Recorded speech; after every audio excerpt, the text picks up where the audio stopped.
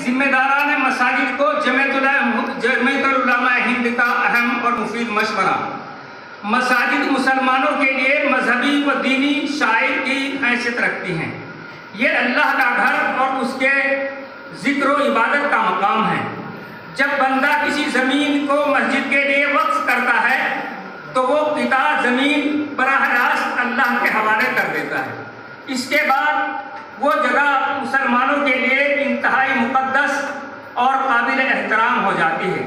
अब उनके किरदार का तहफ़्फ़ुज़ मुसलमानों के लिए आईनी, दीनी और ईमानी फरीज़ा है। वाक़यात मौजूदा हालात में मसाजिद की हिफाजत के लिए ज़्यादा बेदार रहने की ज़रूरत है। हाल में मुल्क में ऐसे बहुत सारे वाक़यात सामने आए हैं जिनमें फ़िरका परस्त ज़हनियत के हामिल अफसरान ने मस्जिदों को गैर कानूनी बताकर मुनहदिम कर दिया या उसे नुकसान पहुंचाने की कोशिश की। उनमें हमारी कमजोरियां भी शामिल हैं। इसलिए ज़रूरी है कि मौजूदा हालात में मसाजिद के जिम्मेदार दानिशमंदी का सबूत दें और मंदरजा झैल उमूर पर फौरी तौर पर तवज्जो फरमाएं ताकि मसाजिद के किरदार की हिफाजत की जा सके। उमूर नंबर 1 है इसका, मसाजिद की ज़मीन को मस्जिद के नाम से वक्फ किया जाए। बहुत से हालात इस तरह के होते हैं, जब नई मस्जिद बनती है तो एक आदमी मान लो जगह दे देता है। मस्जिदें बंजड़ पर तो कम, मदरसे हो सकते हैं, लेकिन मस्जिदें बंजड़ पर नहीं है, सरकारी ज़मीन पर न होने के बराबर है। लेकिन एक आदमी मस्जिद के लिए ज़मीन दे देता है और उस पर मस्जिद तैयार कर दी जाती है, बस नाम भी रख लेते हैं। लेकिन सवाल यह है कि वक्त हो गई, बेहतर यह है कि अभी तहरीक चलाई गई सरकार की तरफ से कि जहाँ जो चीज़ आबाद है, जहाँ जो जिसका मकान है, वो उसके नाम इंदराज किया गया। यहाँ तक कि कुछ गांव के अंदर, कस्बों के अंदर नोटिस भी आने शुरू हो गए। तो इस तरफ हमारी तवज्जो होनी चाहिए थी कि हम उस मस्जिद को, जिस मस्जिद के अंदर कोई ज़मीन के अंदर कोई मस्जिद का नाम निशान नहीं है, किसी आदमी ने दी थी लेकिन मस्जिद के नाम नहीं है, तो इस वक्त हमारे लिए ज़रूरी था कि हम उस मस्जिद का नाम डलवा दें। बेहतर यह है कि जब मस्जिद के नाम ज़मीन ली जाए तो बैनामा कर ली जाए। जो मस्जिद का नाम आप रखना चाहते हैं उसके आप उसको रख लें, ताकि मस्जिद का नाम उस ज़मीन पर जहाँ मस्जिद है वो इंदराज हो जाए। दूसरा पॉइंट है, मसाजिद की तामीर से कबल उसका नक्शा हुकूमत के महकमा तामीर से मंजूर कराया जाए।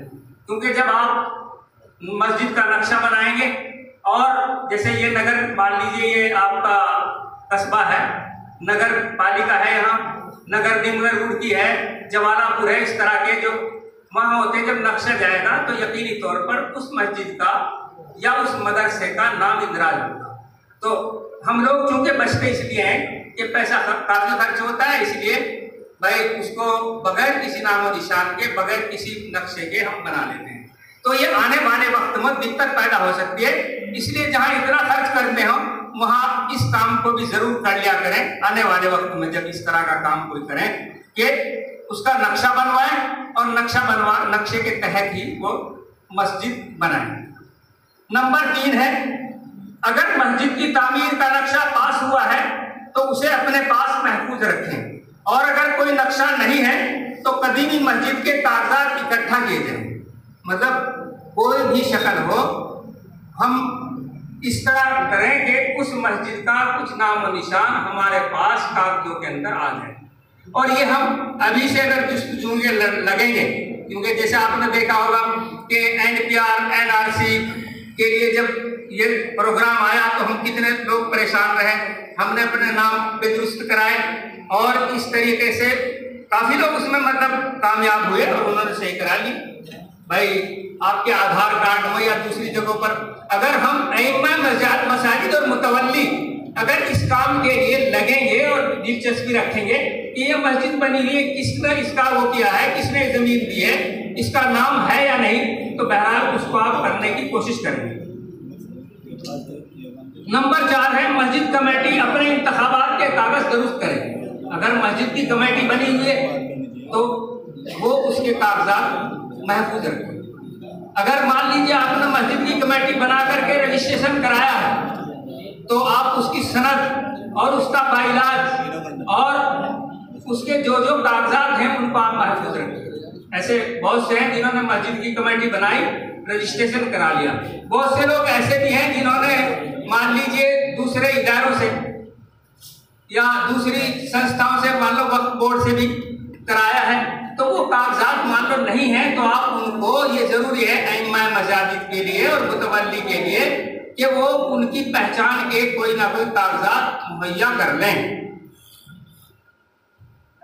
नंबर 5 है मस्जिद के इखराजात का सालाना ऑडिट कराया जाए।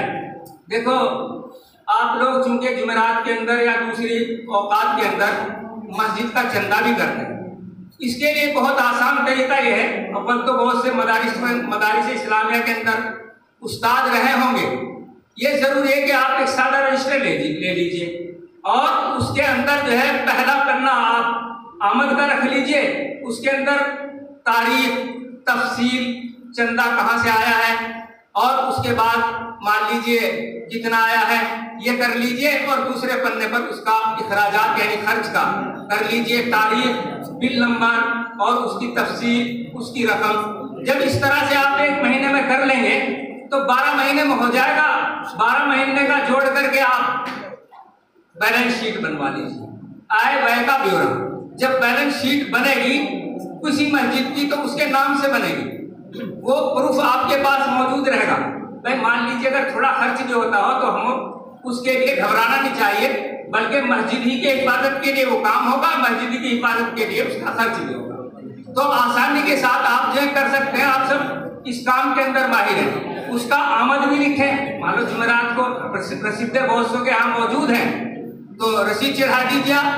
और इसी तरीके से जब साल पूरा हो जाए यानी मार्च में, ये अप्रैल से मार्च तक सरकार के अंदर साल होता है, जब मार्च हो जाए तो अप्रैल के पहले हफ्ते में आप इसका टोटल करके और बता करके कि सालाना आमद इतनी है, सालाना खर्च इतना है। अगर कोई जरूरी पॉइंट है आपके पास, मान लो तनख्वाह दी है तो तनख्वाह में इतना गया है, तामीर में इतना गया है, वो आपको जो बैलेंस शीट ये बनाएगा वो आपसे पूछ लेगा। इसलिए जरूरी समझे इस बात के लिए कि आप ऑडिट करा लें, क्योंकि आमद और खर्च होता है। बड़ी दिक्कतें आ रही है दूसरे सूबों के अंदर। नंबर 6 है मस्जिद की जायदाद का वक्फ बोर्ड में इंदराज कराया जाए। इंदराज के वक्त कागजात वगैरह दुरुस्त करके जमानत करें। इस अमर का लिहाज रखा जाए कि किसी तरह की स्पेलिंग मस्जिद और वाकिफ के नाम वगैरह की गलती ना हो। ये आप सब जानते हैं आधार कार्ड में कितनी परेशानी होती है, क्योंकि अंग्रेजी के अंदर स्पेलिंग, ये जो आधार कार्ड बनाए अहले हनूद ने, दूसरे बिरादरान ने उर्दू नहीं जानते, मुसलमानों के नाम नहीं जानते, तकरीबन 80-90% नाम ही गलत कर दिए। लोगों ने बड़ी मुश्किलात के साथ उनकी दुरुस्ती कराई। तो इसीलिए जमीयत उलमा कह रही है कि मस्जिद के नाम में और जिसने वक्फ की है, समझ गए नहीं, उसके नाम की स्पेलिंग जरूर देख लें, क्योंकि वो हर चीज पर नुक्ताचीनी करते हैं परेशान करने के लिए। नंबर 7 है याद रखें कि मस्जिद की जमीन एक बार वक्फ कर दी गई तो उसकी हैसियत तब्दील करने, उसका मुतबादिल लेने का मस्जिद कमेटी समेत किसी को कोई इख्तियार नहीं है। इसलिए हुकूमत रोड डेवलपमेंट अथॉरिटी और लैंड ग्राफ्ट से इस तरह का कोई मामला ना करे। जैसा कि मान लीजिए कोई किसी जगह पर आ गई, जैसे बढ़ेड़ी की आई, इधर हटा ली गई, समझ गए नहीं, तो वो ठीक है मान लीजिए, लेकिन कोशिश की जाए कि मस्जिद जहां बन गई वो मस्जिद ही की जगह रहेगी। नंबर 8 है अगर नागहानी सूरत हाल पैदा हो जाए तो अपने इलाके के मोतबर, देखिए मेरे करम फरमा हजरत मौलाना आरिफ साहब सदर जमीयत उलमा उत्तराखंड तशरीफ फरमा, कारी शमीम अहमद जनरल सेक्रेटरी दीनी तालीम बोर्ड उत्तराखंड मौजूद है, और मौलाना आरिफ साहब, वो क्या नाम, मौलाना अरशद साहब नायब सदर जमीयत उलमा मौजूद है। ऐसे ही मौलाना तबरेज साहब हैं, हमारे मौलाना नसीम अहमद साहब जनरल सेक्रेटरी जिला हरिद्वार मौजूद है। बहरहाल अगर कोई इस तरह की दिक्कत आए तो आपस में बैठ करके उसको हल कर लिया जाए तो ज्यादा बेहतर होगा। इंशाअल्लाह हम कोशिश करेंगे इस बात के लिए कि हम सब जो है, अगर कोई इस तरह की बात आती है तो उसमें कदम बढ़ा करके उस मुसीबत को दफा किया जाएगा। आखिर में मैं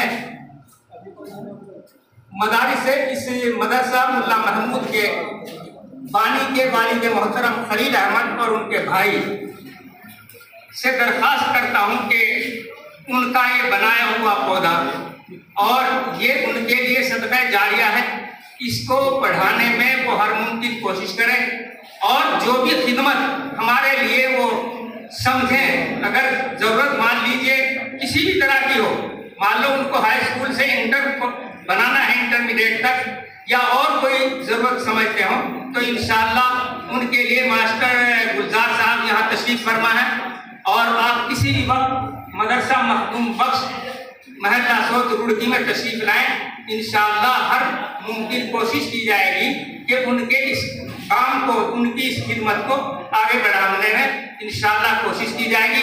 दुआ दीजिए कि अल्लाह ताला मरहूम को मग़फ़िरत फरमाए, उनके दर्जात को बुलंद फरमाए और आसमान लगान को सब्र जमील अता फरमाए। आखिरी दाना अल्हम्दुलिल्लाह।